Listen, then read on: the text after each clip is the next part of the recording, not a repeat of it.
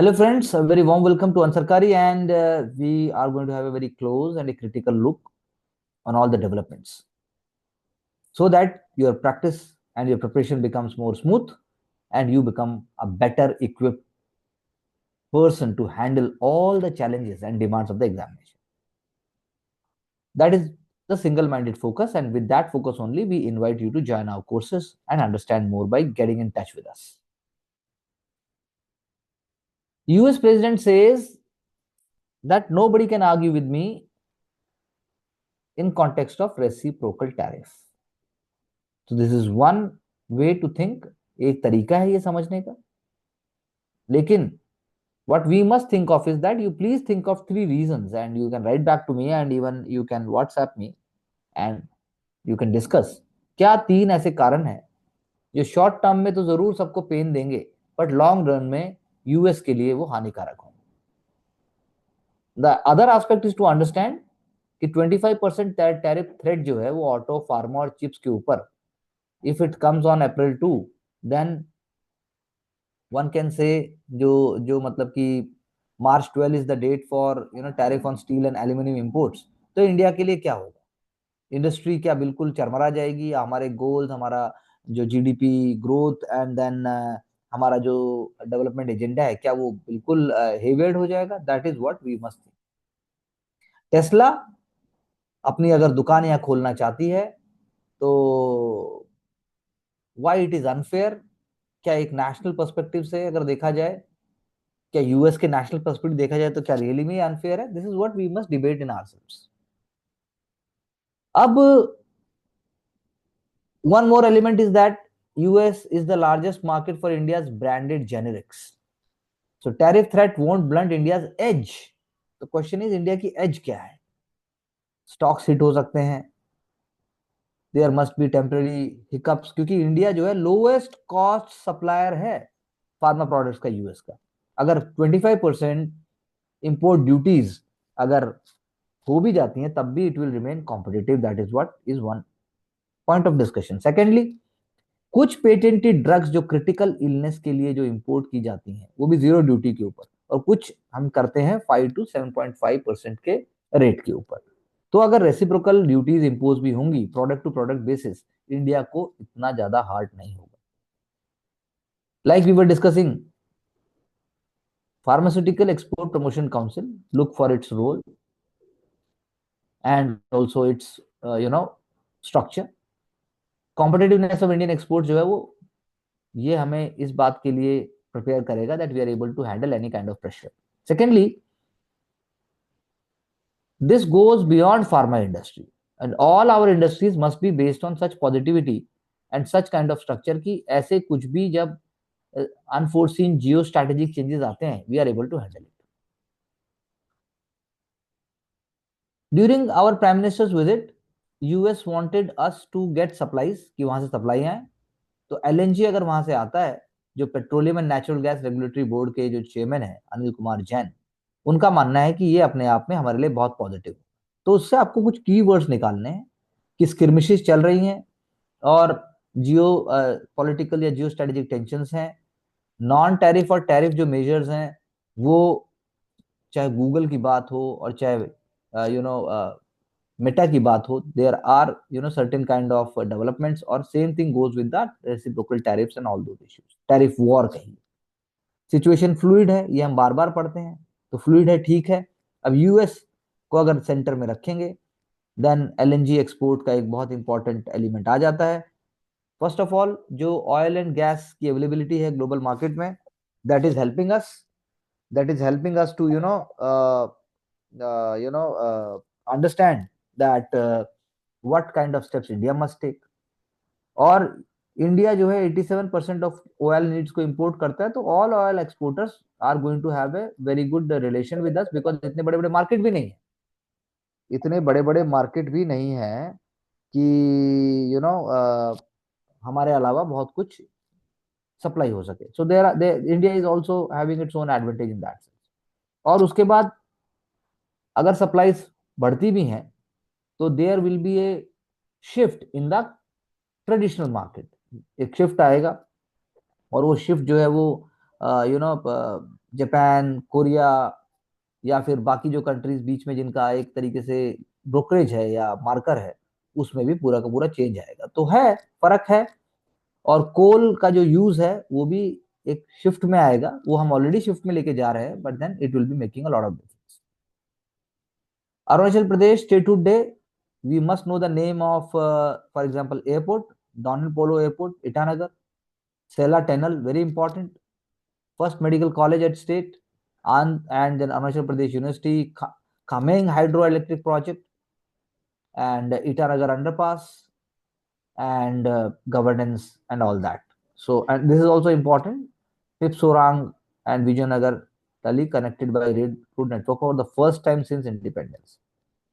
So something amazing, something very very strategic and crucial. So prelims में question आने के बहुत सारे चांसेस रहते हैं। इंडियाज जो बूमिंग एक्सोटिक स्पीसीज ट्रेड है वो बहुत ही एक सोशल एथिकल एलिमेंट को शो करता है। एंड जब आप रेयर एनिमल्स को एज अ पेट रखने की बात करते हैं तो then this is a very very sorry state of affairs, बहुत गलत है। एक्सोटिक स्पीसीज जो है वो कंट्री में जगह जगह से पकड़ी जाती हैं, हर साल उनकी लिस्ट बढ़ती जा रही है। उसके अंदर पेंगोलिन, गिब्बन, इग्वाना, कंगारू और मेलियो एंड विसियन हॉर्नबिल है। इनके नाम सबके आपको पता होने चाहिए, इनकी आपको बेसिक आपको आइडेंटिफिकेशन होना चाहिए कि कोई आपसे बोले कि यू नो अगर कोई बोलता है कि इग्वाना कैसा दिखता है, क्या होता है, तो आम आदमी की भाषा में आपको पता होना चाहिए। प्रीलिम्स का क्वेश्चन उसी दिशा में आएगा। तो रेप्टाइल्स हैं, इंसेक्ट्स हैं, और पेट टर्टल्स ऑफ केरला का यहाँ पर एग्जांपल दिया गया है। सो द पॉइंट इज, क्या ये फिनोमिना सोशल मीडिया और इतने फास्ट इकोनॉमिक इंटरेक्शन के जमाने में आप रोक पाएंगे? कैसे इसको हम लगाम लगाएं? जो इलीगल वाइल्ड लाइफ ट्रेड है वो आप कह सकते हैं यूएनईपी उसके लिए क्या स्टेप्स उठा रहा है, और इंडिया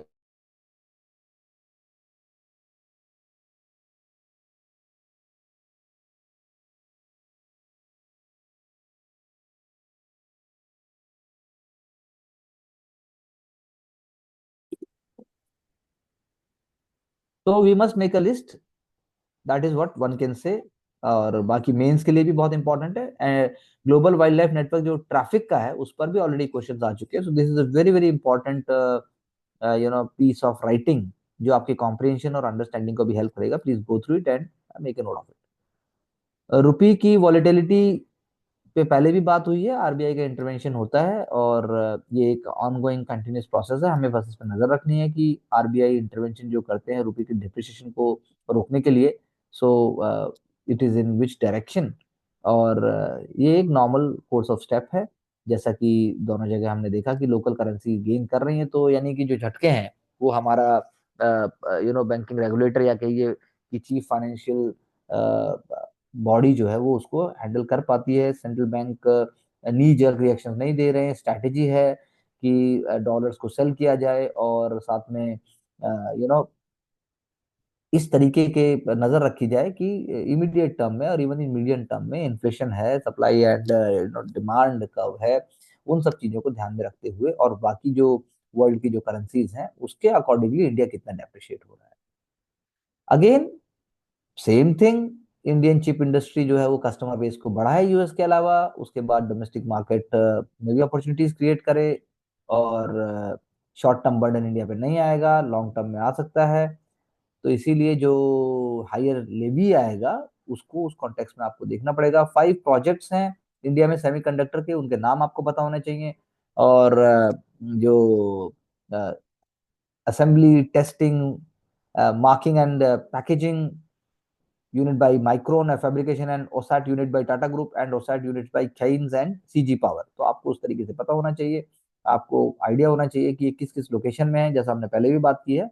उसके बाद यूएस की जो फैबलेस कंपनी जैसे क्वालकॉम है, एएमडी है, निविडिया है, वो चाइना को अपना लार्जेस्ट मार्केट मानती हैं, और इसीलिए ग्लोबल इंटरडिपेंडेंस को भी ये दिखाता है, ग्लोबल वैल्यू चेन को भी ये दिखाता है। इंडिया भी +1 करके राइज हो सकता है। जैसे कि यहाँ पर माइक्रोन का एग्जांपल दिया है, वो अपनी फर्स्ट इंडिया असेंबल्ड चिप इस साल क्रिएट कर देगी। सो इफ यूएस की एक्सपोर्टिंग कॉस्टियर हो जाती है तो देयर कैन बी अल्टरनेटिव्स, ऐसा हम कह सकते हैं। उसमें आप मेंस के एग्जाम में जो आप लिखते हैं तो आप IESA जो ये है, Indian electronics and semiconductor association, इसका नाम आप लिख सकते हैं। तो एक फ्लो आता है पूरे। Farm sector very very important, general studies paper 3 में एक क्वेश्चन आना तय है। मार्क्स भी ज्यादा नहीं आते हैं, पता भी सबको सब कुछ है, फिर भी नंबर नहीं आते। सो रॉबस्ट हार्वेस्ट की बात होती है। फूड प्राइसेस पे अगर कंट्रोल रहेगा, इन्फ्लेशन अगर लो रहेगा, तो क्या फार्मर को भी वाकई पे आउट होता है? और उसके बाद क्या जो स्ट्रैटेजिक और जो सिग्निफिकेंट हमें ग्रीन रिवोल्यूशन में चेंज चाहिए, क्या वो भी हो रहा है? इस एंगल से हमें देखना पड़ेगा। प्रधानमंत्री अन्नदाता आय संरक्षण अभियान, इसको आप क्रिटिकली देखिए, यही यहाँ पर एक बहुत इंपॉर्टेंट एस्पेक्ट है। Bar council raises objections to advocates bill amendments.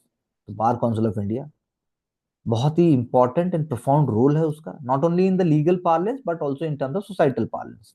उन्होंने कहा कि जो प्रपोज ड्राफ्ट है एडवोकेट अमेंडमेंट बिल 2025, उसमें सीरियस इंप्लीकेशंस है for the legal profession and threat to the autonomy of the council. ये बहुत इंपॉर्टेंट है कि वो कहते हैं एक स्पैनर है ना, लॉ मिनिस्ट्री, लॉ मिनिस्ट्री की अगर आप बात करें और बार काउंसिल की बात करें, तो उसमें एक तरीके का स्पैनर की तरह बात हो रही है कि letter is being perceived with the rift between council and the law ministry. और गवर्नमेंट के जो अटेम्प्ट हैं लीगल मिनिस्ट्री को लिबरलाइज करने की उनकी नजरों में, उसमें स्पैनर है, उसमें रोड़ा अटक रहा है। मेजर कंसर्न क्या है? ड्रैकोनियन प्रोविजंस है which allow central government to nominate up to 3 members to the bar council of India. ये तो कभी डिस्कस नहीं हुआ था, ऐसा उनका मीटिंग में कहना, ये आर्बिट्रेरली इंसर्ट कर दिया गया है। दूसरा, regulatory authority over foreign lawyers and law firms from BCI to the centre, ये फिर से सेंटर बीच में आ रहा है। और कॉन्ट्रवेंशन है सुप्रीम कोर्ट की जजमेंट का इन एक ही जे बालाजी केस, जिन्होंने कहा कि जो रिस्पॉन्सिबिलिटी है वो बार काउंसिल ऑफ इंडिया की है। उसके बाद जब ऑलरेडी कॉम्प्रिहेंसिव regulations हैं, then why it is happening? So legal profession on the whole is to be regulated and governed by the Bar Council of India. Why and how the foreign lawyers and law firms could be governed by the central government? So BCI letters is actually putting up very very honestly and very clearly these objections. और centre को binding directions देने का भी अधिकार आ जाएगा BCI को, जो कि अनएक्सेप्टेबल है BCI को। BCI जो है वो एनरोलमेंट फी स्ट्रक्चर में भी चेंजेस के लिए अलाउ नहीं करती। काउंसिल ने एक फिक्स फी प्रपोज की है 18,000 की for state bar councils and 3,000 for the bar council of India with periodic revision based on inflation. Draft bill कहता है कि जो सारी कोशिश है जो बढ़ाने की या चेंज करने की, वो सेंट्रल गवर्नमेंट के पास होनी चाहिए। Now the question is why central government is doing so, why bar council of India believes कि उनके इंटरेस्ट कर्टेल हो जाएंगे, ये आपको सोचना है। और कंसेंसस कैसे आएगा, this is what we can discuss.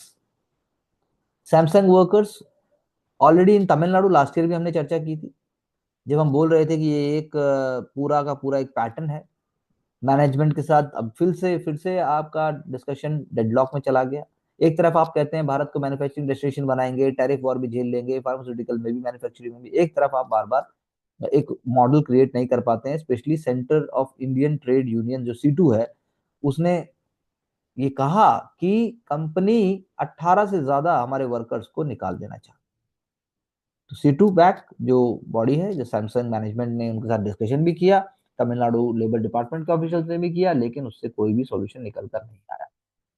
Management ने कहा कि वो सस्पेंशन जो है लेने को तैयार है, लेकिन हमें एक कॉन्फिडेंस चाहिए, हमें एक सिस्टम में क्लैरिटी चाहिए। सैमसंग जो है वो एक्चुअल में क्या चाहती है, क्या वर्किंग कंडीशन, लेकिन इससे मैसेज क्या जाता है, ये हमारे लिए सोचने की बात है। सैमसंग, यहाँ पर ये इश्यू है, ये अगर सिंड्रोम बन गया कि प्रोडक्शन कम हो रहा है, हाई हैंडेडनेस हो रही है, वर्कर्स लेथार्जी, या फिर आप कहिए कि मैनेजमेंट उनको सेटिस्फाई नहीं कर पा रहा है, या वो मैनेजमेंट सेटिस्फाई नहीं, तो ये लॉन्ग टर्म में हमें एक गलत मैसेज दे रहा है। इसके लिए हमें देखना होगा। नेट जीरो भारत के लिए ड्रीम हो जाएगा, ग्लोबली सिचुएशन जो है वही की वही है, ऐसा इनका कहना है। To get net zero by 2050, carbon emission to be reduced by half by 2030, लेकिन हम तो गोल के आसपास नहीं है।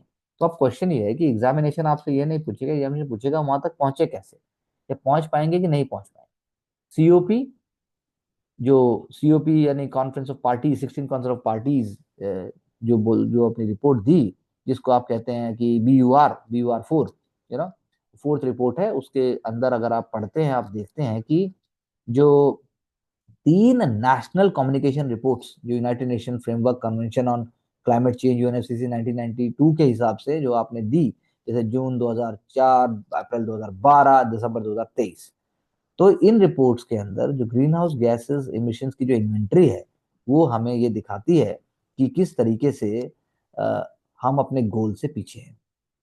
अब इन्होंने पूरा डिटेल में बताया कि बीयूआर में क्या डेटा है और एनसी में क्या डेटा है, और हमारा वर्ल्ड डेटा जो नॉन गवर्नमेंटल ऑर्गेनाइजेशन ने इकट्ठा किया वो क्या कहता है। अब क्वेश्चन क्या है? क्वेश्चन है कि क्या इंडिया वाकई पहुंच पाएगा? तो ये आपको एक दो नाम पता हो, that is more than sufficient, बाकी इससे ज्यादा एग्जामिनेशन में इसकी आवश्यकता नहीं है। सिर्फ 13 कंट्रीज ऐसे हैं जिन्होंने अपने अपडेटेड एनडीसी अब तक दिए। अब क्या इंडिया का स्टेटस क्या है डीकार्बोनाइजेशन पे? तो एनर्जी सेक्टर 91% के लिए जब अकाउंट करता है, पावर जनरेशन के लिए, खासकर इंडस्ट्रीज के लिए, रोड ट्रांसपोर्ट के लिए, तो डीकार्बोनाइजेशन का हमारा जो गोल है वो अपने आप में धीरे हो जाएगा। इंडिया को रिन्यूएबल एनर्जी और ज्यादा जनरेट करनी पड़ेगी, और हमारा कोल बेस्ड जनरेशन को हमें पीछे करना पड़ेगा। सिंपल सी भाषा में ऐसा हो नहीं रहा है, क्योंकि बैटरी स्टोरेज अभी भी हमारे लिए बहुत एक्सपेंसिव है और हम इनफैंसी स्टेज। और इंडिया जो है क्रिटिकल मिनरल्स को तो फुल्ली डिपेंडेंट है मैन्युफैक्चर उन चीजों के लिए। यूएस तो बोल रहा है यूक्रेन को कि भाई आप हमें दे दो, हमें ये कर देंगे, हम थोड़ी ना भूल सकते। तो इसीलिए हमें इंफ्रास्ट्रक्चर, इंडस्ट्रियल सेक्टर, इन सब के हिसाब से हमें देखना पड़ेगा। ग्रीन हाइड्रोजन आपको मिशन लेके आना पड़ेगा। तो ये सारा जो इतना भी काम हुआ है,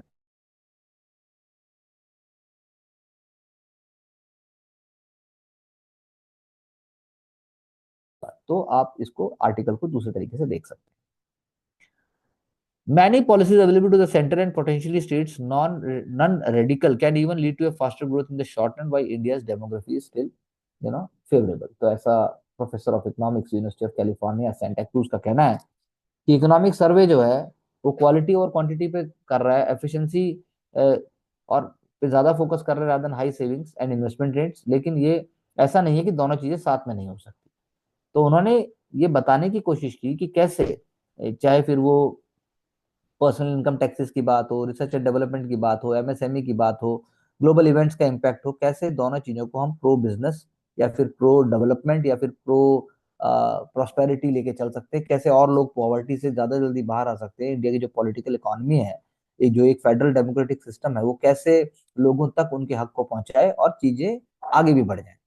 उसमें फिर कॉर्पोरेट टैक्सेस हैं, इनडायरेक्ट टैक्सेस हैं, उन सब का भी रूल बढ़ जाए।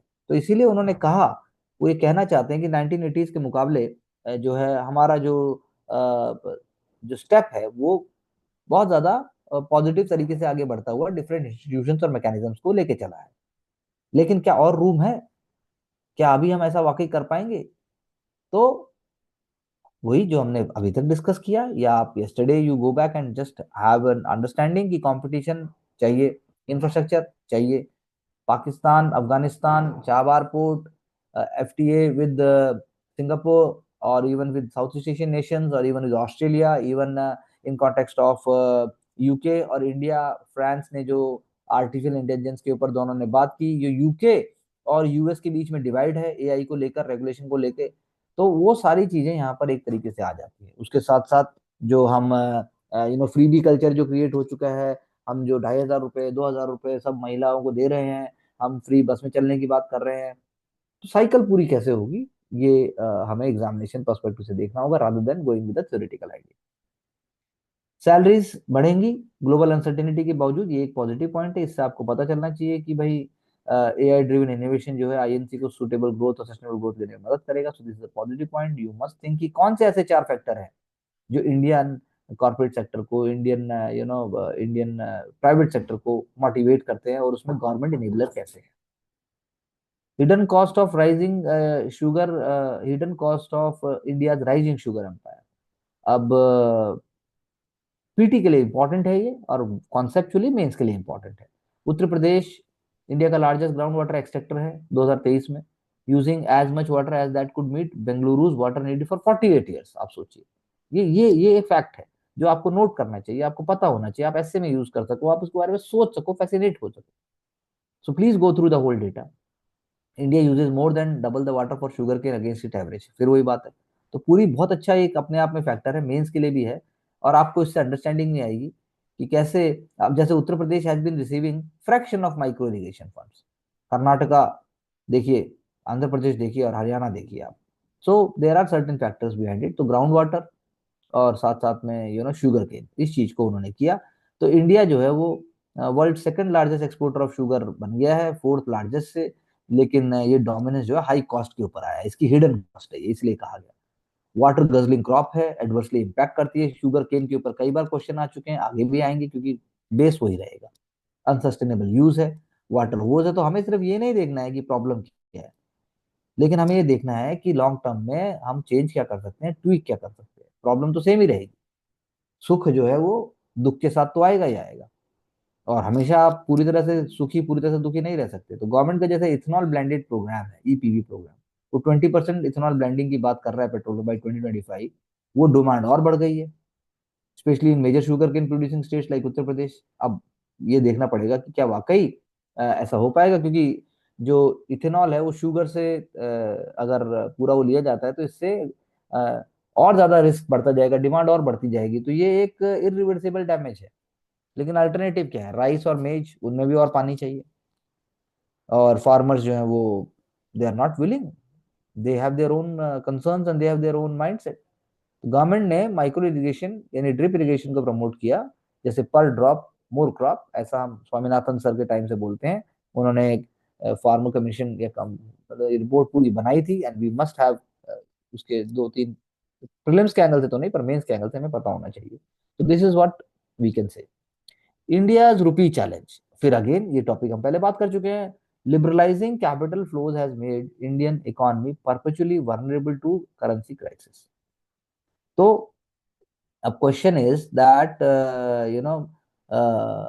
क्या हमारे पास और ज्यादा स्कोप है कि हम उसको आर्टिफिशियली डिवैल्यू करें, या हम अपने आप को डिस्कनेक्ट कर दें? कहाँ है इंडिया के पास ज्यादा स्कोप? और इंडिया ने ऐसे कौन से कदम उठाए हैं जिससे आप कह रहे हैं कि इंडिया ने कैपिटल फ्लोज को और ज्यादा लिबरलाइज कर दिया? ऐसा नहीं है। India had been taking judicious steps, India had been taking mindful steps. India ने जो है वो जो परचेजिंग पावर है या फिर जो इंटरवेंशन है आरबीआई का, वो भी उसी हिसाब से है कि जिस हिसाब से हम सारे के सारे चीजों को लेकर चले। तो ये जो पर्सपेक्टिव है, this perspective is from the angle of I won't say completely socialist, लेकिन आई वुड से जो फोर्सेस जो मतलब जो सोचते हैं कि एंटी मार्केट फोर्सेस की जब हम बात करते हैं या हम कंजर्वेटिव अप्रोच की बात करते हैं, उस एंगल से आप देख सकते हैं कि ऐसा है। तो आरबीआई ने जो भी इंडियन रुपी के डिफेंस के लिए किया है, वो इस पर्सपेक्टिव से किया है कि आम आदमी को उसका नुकसान ना उठाना पड़े। So we have to deconstruct the whole article and understanding, क्योंकि there is a whole policy framework behind everything. उसके मॉनेटरी पॉलिसी के साथ साथ आरबीआई के साथ साथ फाइनेंस मिनिस्ट्री, उसके साथ साथ आपके बाकी जो पॉलिटिकल सेटअप है, तो वो सारी चीजें आपस में जुड़ी हुई हैं। तो स्ट्रक्चरली इंडिया जो है वो ऐसा नहीं है कि जैसे यहाँ पे आर्ग्यू किया गया है कि वो फॉरेन एक्सचेंज डेफिसिट इकोनॉमी है, और it is depending upon the capital inflows from rest of the world to cover that deficit and to accumulate foreign exchange. ऐसा नहीं है, ऐसा आप कंप्लीटली नहीं कह सकते। आप इस पर आर्ग्यू कर सकते हैं कि जो इंटरेस्ट रेट है वो किस तरीके से हम मैनेज कर रहे हैं। ये यहाँ पर एक सोचने का विषय है। Dollar free trade is an idea whose time hasn't yet come. तो ये भी अपने आप में क्वेश्चन है, इंटरव्यू के लिए अच्छा क्वेश्चन हो सकता है कि वर्ल्ड जो है डॉलर डोमिनेंस से अगर पीड़ित है, या वर्ल्ड में डॉलर डोमिनेंसी है, तो क्या कुछ कभी और हो पाएगा?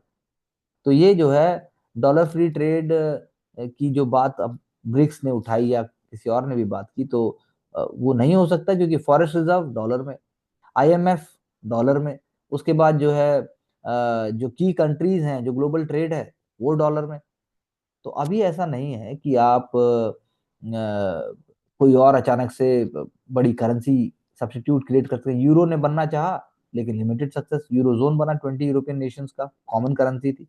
कलेक्टिव जीडीपी यूएस 15 ट्रिलियन है, जबकि यूएस की 27 ट्रिलियन है। तो यूरोजोन फाइनेंशियली पावरफुल है, लेकिन क्या यूरो डॉलर का राइवल हो सकता है? तो ऐसा नहीं हो सकता। तो इसीलिए पूरे ग्लोबल जीडीपी में आपका शेयर क्या है? अब ब्रिक्स है।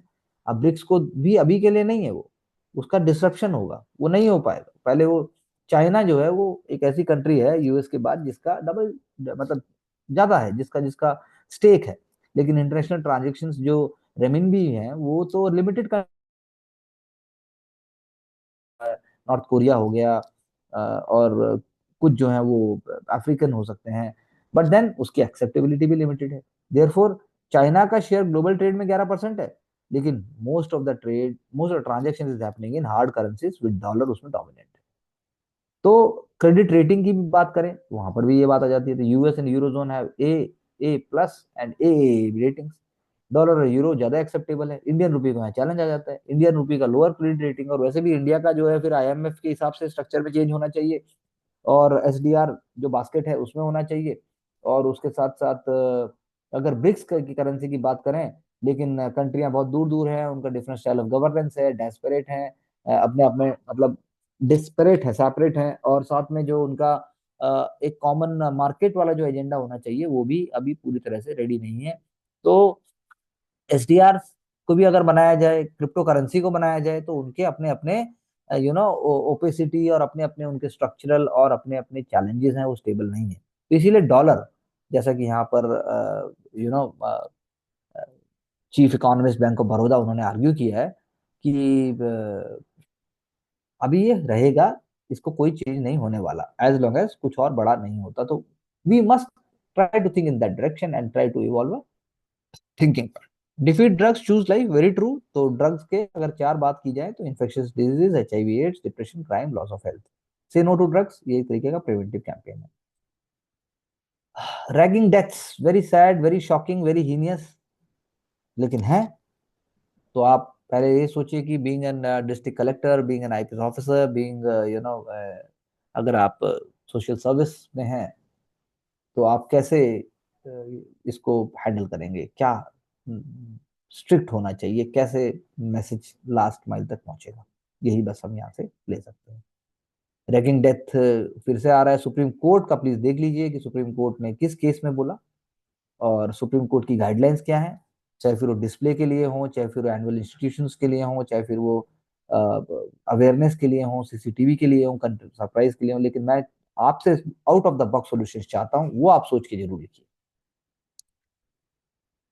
सेम बात, weak implementation of anti ragging regulations within institution में give perpetrators a safe passage. ये सिर्फ बोलने से नहीं है, इसके लिए एक वॉर क्राई की तरह होना चाहिए। तो I do believe there more is to be done. UGC का और ज्यादा इसके अंदर नॉर्मल कोर्स नहीं होना चाहिए, और UGC must act more smartly, must act more more strictly. Anti ragging सिर्फ नंबर से नहीं होगा।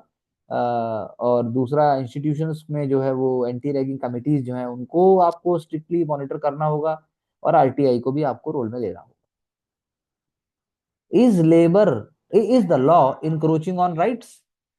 ये एक बहुत ही अच्छा एग्जाम्पल यहाँ पर है। ये हमारे मेंस के एग्जामिनेशन के लिए भी अच्छा है, और प्रीलिम्स के लिए भी। आप देख सकते हैं कि जो रूलिंग है, यानी state of Madras versus V ग्रो 1952 का केस है।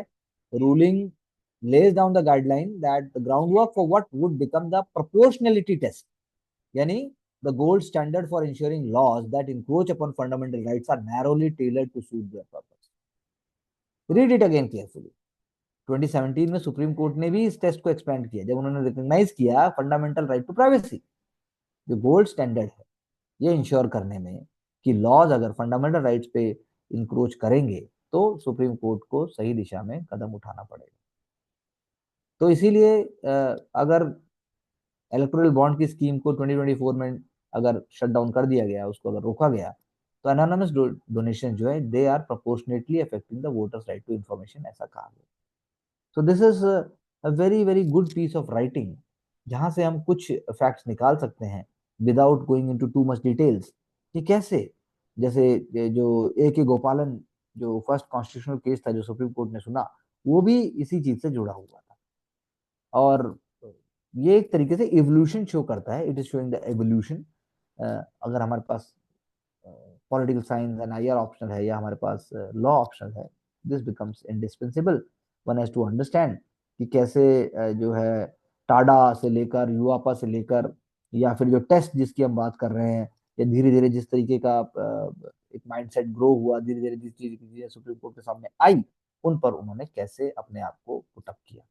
जो कॉन्स्टिट्यूशनल की कॉन्स्टिट्यूशन की जो हम लाइवलीनेस की बात करते हैं या जो उसके इम्पैक्ट की बात करते हैं, उसमें ये चीजें बहुत इम्पोर्टेंट तरीके से आ जाती हैं। फर्स्ट ग्रीन बजट राजस्थान बिजली सड़क पानी की बात करके करते हैं, but this is a populist term. Actual तो आप जब स्कीम्स की बात करेंगे, आप जब डेटा की बात करेंगे, आप जब प्रोग्राम की बात करेंगे, तो प्रीलिम्स के अंदर वहां से क्वेश्चन आएंगे, ऐसे क्वेश्चन नहीं आएंगे। India's Qatar opportunity is again a factual come an important concept and article. आप यहाँ पर देखेंगे कि जो शेख तमीम बिन हमद अल थानी, ये नाम आपको याद होना चाहिए। इंडिया कतर का एक पूरा आप एक माइंड मैप छोटा सा बना दीजिए कि क्या कैसे हम उसमें ग्रो कर रहे हैं, क्या सिर्फ एलएनजी के दम पर नहीं है ये, लेकिन इस कतर और इंडिया के बहुत डीप और स्ट्रेटेजिक और बहुत ज्यादा कॉम्प्रिहेंसिव रिलेशंस हैं। और कतर जो है वो अरब लीग डिप्लोमेटिक क्राइसिस जो है, जो हुई थी, the Qatar Arab League diplomatic crisis led to an air land and sea blockade of Qatar by Saudi Arabia, UAE, Egypt and Bahrain from 2017 to 2021। कितना इंपॉर्टेंट है। इस क्राइसिस के बावजूद भी इंडिया कतर रिलेशनशिप, जहां पर 8 लाख इंडियंस हैं, आप देखिए वो हमने उसको आगे बढ़ाया। तो गल्फ कोऑपरेशन काउंसिल, ये कह लीजिए कि उसका रोल बहुत इंपॉर्टेंट हो जाता है, और इंडिया को डिप्लोमेटिकली देखना होगा कि कैसे रिलेशन को आगे स्ट्रेंथन करें। तो ये एक बहुत इम्पोर्टेंट क्राइसिस थी जो 2017 के बाद हुई, तो आपको इसको माइंड में रखना होगा। कतर के जो है लॉन्ग स्टैंडिंग टाइज हैं हमास के साथ, और उन्होंने मीडिएशन में बहुत इंपॉर्टेंट रोल प्ले किया। उसके बावजूद भी तो कतर जो है अब अपने आप में डिप्लोमेटिक हैवी वेट हो चुका है, और it is no more under the shadow of UAE and Saudi Arabia. और सीरिया में भी जो है जब बशर अल असद की सरकार गिर जाती है, तब उसके बाद भी कतर को जियो पॉलिटिकली एक स्पेस मिला। तो very good article on international relations. तो दोहा अलॉन्ग विद अंकारा जो है पॉलिटिकली, फाइनेंशियली, डिप्लोमेटिकली वो एंटी असद फोर्सेस के सपोर्ट कर रहे हैं। So we have to see from our perspective कि इंडिया और कतर में कैसे नेक्स्ट 1 डिकेड और मोर सो कैसे होगा। तो जीसीसी है, India is Qatar second largest trading partner with bilateral trade about 14 billion, ये आपको आना चाहिए। उसके बाद जो गेल और कतर एनर्जी के जो रिलेशन है, और उसके बाद आपको फैक्ट पता होना चाहिए कि 12 एनर्जी कार्गोज पर ईयर, ऐसे करके हमें एक दो फैक्चुअल पॉइंट पता होने चाहिए। स्ट्रेटेजिक पार्टनरशिप को देखना पड़ेगा, और जो बायलैटरल इन्वेस्टमेंट ट्रीटी है उससे आखिर क्या फायदा होगा। बस इतना आपके लिए काफी होगा। Alzheimer's incidence link to blood fat levels, ये अपने आप में एसए में लिख सकते हैं, एथिक्स में आप कोट कर सकते हैं। बाकी अल्जाइमर डिजीज का कॉमन क्या सॉल्यूशंस और एप्लीकेशन, जेनेटिक जीन एडिटिंग या डीएनए से हो सकता है, डीएनए थेरेपी से, वो देखना। ये इंटरव्यू का क्वेश्चन है, यूरोप का डंकी रूट पॉपुलर क्यों हो रहा है। तो यूरोप ऑप्शन क्यों है, वही बात है। जनरल आपको आइडिया होना चाहिए, आपको मैप पता होना चाहिए। मैक्सिको, अगर आप मिडिल ईस्ट से जाते हैं, यूएई, कतर, टर्की से, तो पॉपुलर पिट स्टॉप्स हैं। और एजेंट्स फाइनल से क्यों है, ये आपको देखना होगा। Now from science and tech perspective, this is very very important कि कैसे ग्लोबल सी आइस कवर एक रिकॉर्ड लॉ के लिए डिप हो गया। तो क्या उसका मतलब होगा कि ज्यादा सन को एक्सपोज होंगे, ज्यादा एनर्जी एब्जॉर्ब होगी, उससे राइज होगा टेम्परेचर में। टेम्परेचर सी आइस जो है वो टेम्परेचर पोलर रीजन में कम रखती है, लेकिन जब ब्राइटनेस आएगी, सरफेस ज्यादा रिफ्लेक्ट करेगा बैक उसको, तो वो आप कह सकते हैं उससे चेंजेस आएंगे। तो loss of sea ice cover could be one of the reasons why the polar region are getting warmer at a faster rate than rest of the world. तो आपको बेसिक पता होना चाहिए कि आर्कटिक और एंटार्क्टिक, इन दोनों में ऐसा हो रहा है। jet skis in Rwanda and bodies washed as cargo. Again, this is something to do with the maladministration, civil war, और जो पैनिक और जो हमारे सेल्फ इंटरेस्ट वाली चीजें हैं। ये आप देखिए, thousands of Rwandan troops have invaded eastern Congo alongside the fighters from M23. So this is not something which we must ignore for all humanity. और आपको यहाँ ऐसा क्यों हो रहा है, M23, आपको फैक्ट एक दो पता होने चाहिए, कॉन्गो का आपको लोकेशन पता होना चाहिए। यही प्रीलिम्स में एक ना एक क्वेश्चन आने का पूरा पूरा हकदार होगा। So with these ideas, we end today's discussion, and I look forward to not only your WhatsApp points and discussions. We will also be looking forward to any comments if you have. Thank you very much. All the best for your studies.